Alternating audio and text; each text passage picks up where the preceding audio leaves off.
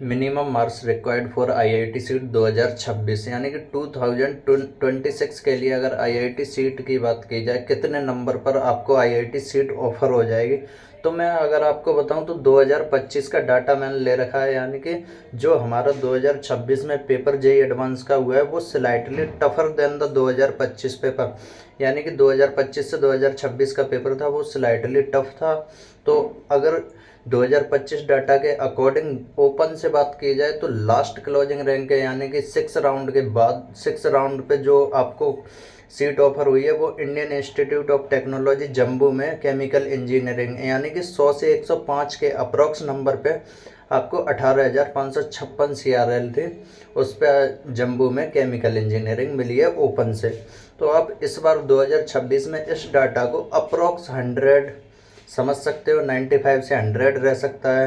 Approx मतलब similar ही रहना है, क्योंकि 2026 का पेपर सिमिलर और स्लाइटली टफर देन 2025 कह सकते हैं, क्योंकि टफ था, दूसरा पेपर काफ़ी टफ था।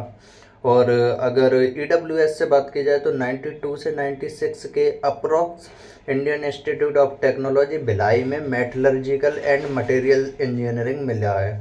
यानी कि अगर आप ओनली क्लोजिंग रैंक की बात करते हैं, मतलब कम से कम कितना नंबर हो सकता है जिस पे आपको आईआईटी की सीट ऑफर हो सकती है, तो मैं वो मार्क्स बता रहा हूँ। तो अब इस बार अगर देखा जाए तो 85 से 90 के अप्रॉक्स आपको ईडब्ल्यूएस में सीट मिलने के चांसेस है। मैटर करता है आपने जो सा काउंसलिंग में सीट फिलिंग चॉइस फिलिंग कैसे किया है। ओबीसी एनसीएल की बात की जाए तो 88 से 93 के अप्रॉक्स आपको civil and infra engineering branch मिल चुकी है आईआईटी धारवाड़ में। तो अब अगर बात की जाए तो ये भी 85 से 80 के अप्रॉक्स रहेगा, 80 से 85 के अप्रॉक्स। तो आपको मतलब 25 से अगर आप कंपैरिजन करते हो तो आपका जो 26 का डाटा है लगभग सिमिलर या लगभग थोड़ा बहुत 1-2 नंबर कम ज़्यादा रहेगा, ज़्यादा चेंजेस नहीं रहेंगे, क्योंकि 2025 का पेपर भी काफ़ी ठीक था। एससी की बात की जाए तो आईआईटी भिलाई में मेटलर्जी एंड मटेरियल इंजीनियरिंग 54 से 60 मार्क्स, यानी कि अप्रॉक्स 50 से 55 नंबर पर इस बार चांसेज हैं आपको कोई ना कोई आईआईटी लास्ट राउंड तक मिल जाएगी।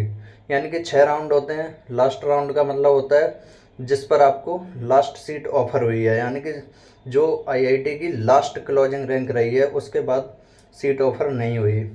एसटी की बात की जाए तो 2350, यानी कि जो ईडब्ल्यूएस ओबीसी एनसीएल और एससी एसटी की जो कैटेगरी दे रखी हैं ये कैटेगरी वाइज रैंक दे रखी हैं, ये कॉमन रैंक लिस्ट नहीं है। और जो ओपन से दे रखी है वो कॉमन रैंक लिस्ट है। तो यानी कि आप अगर क्लोजिंग रैंक देख रहे हो कि आपके मिनिमम नंबर कितने चाहिए, तो 2025 का डाटा आपके लिए एकदम सुटेबल है 2026 के लिए।